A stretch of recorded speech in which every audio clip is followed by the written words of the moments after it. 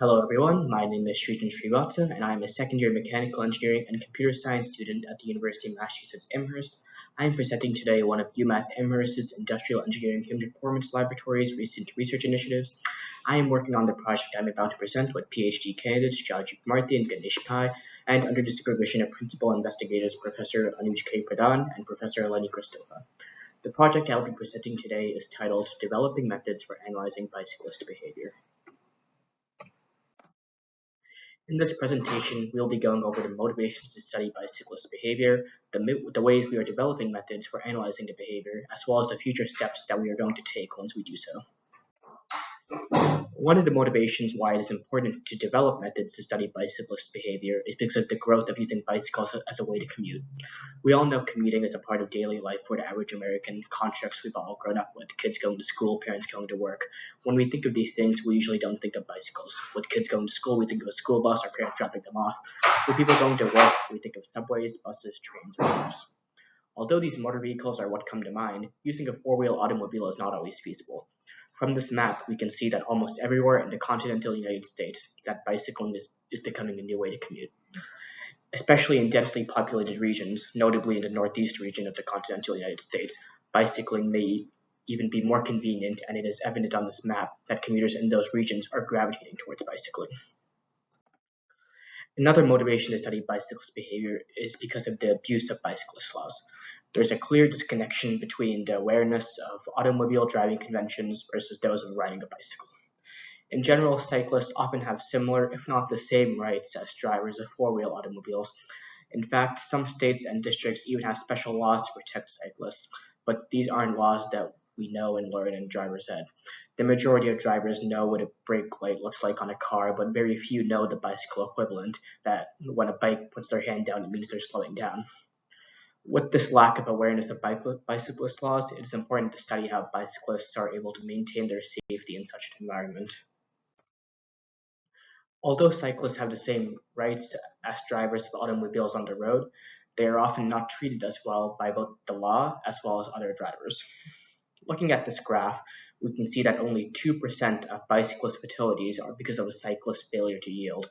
In other words, a bicyclist is unlikely to get into an accident because of themselves. It's usually due to the incompetence of drivers of four-wheel automobiles. Sadly, most of us know this is just a fact of life, and from personal experience, it's even more obvious in college student-heavy areas like Boston, Worcester, or Amherst. According to the National Highway Traffic Safety Administration, 843 bicyclists were actually killed in crashes with motor vehicles in 2019. So clearly, that's a motivation to study bicyclist behavior, and that's why studying it is important. Moving on to our methods to study bicycle behavior, our first tool that I'll be presenting is virtual reality. Virtual reality advancements in the recent years allow us to study bicyclist behavior without endangering the cyclist. With the VVVR headset, cyclist behavior can be analyzed in a real-world-like environment.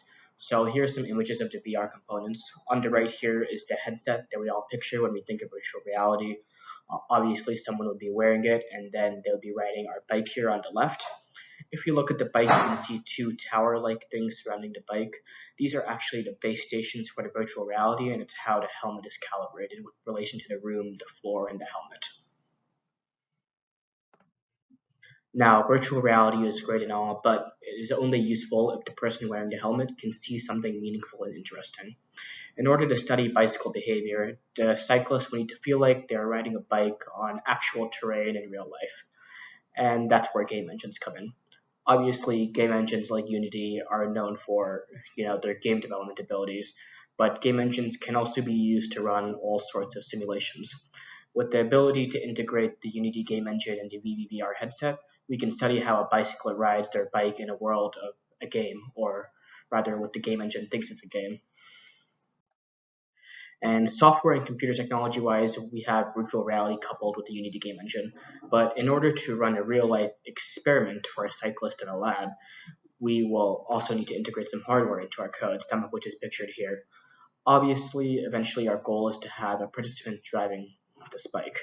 And using a bike trainer, pictured on the left here, to keep the back wheel stationary, and a steering block pictured on the far right is going to allow the front wheel to turn, we can give participants riding the bicycle a real feel simulation.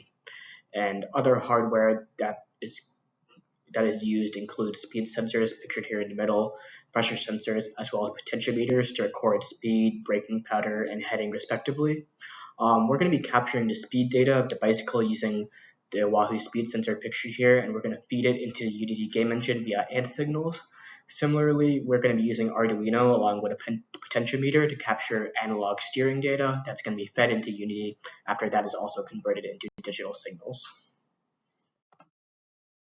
And this mini project was just to figure out the methods in order to set up a simulation and have a functional prototype of the bicycle for a participant to ride on.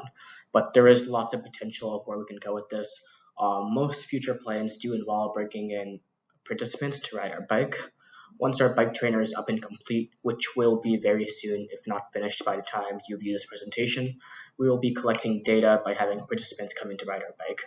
We already do this at the Human Performance Lab in UMass Amherst with our vehicle car simulator. With the vehicle car simulator, we measure things like cruise control, braking power, and on the bike, we would measure all sorts of events such as speed, heading, crashes, reaction time, etc. Another important future step would be to study cyclists in different conditions. We can model all sorts of different conditions in the Unity game engine. We intend to investigate how cyclists react in different traffic and noise patterns in both rural and urban settings, as well as other terrain such as downhill versus uphill, sidewalk versus road, stone, grass, and we can design all these environments using the game engine's simulation software. The game engine that we can use as simulation software, and the participants would interact with these environments using the VR headset and cycling on a mounted standalone bike, which captures these movements. And these conditions do matter. Looking at these images, it's clear that fatalities and injuries of cyclists are heavily dependent on the conditions they're biking in. On the left here, we're looking at the light level, so we're comparing dawn, daylight, dusk, dark. And on the right image is comparing different terrains, so interstate versus highways, farm to market, country roads, city streets. And yeah. Concluding this presentation, I hope I've convinced you that bicycle safety is often something that is overlooked.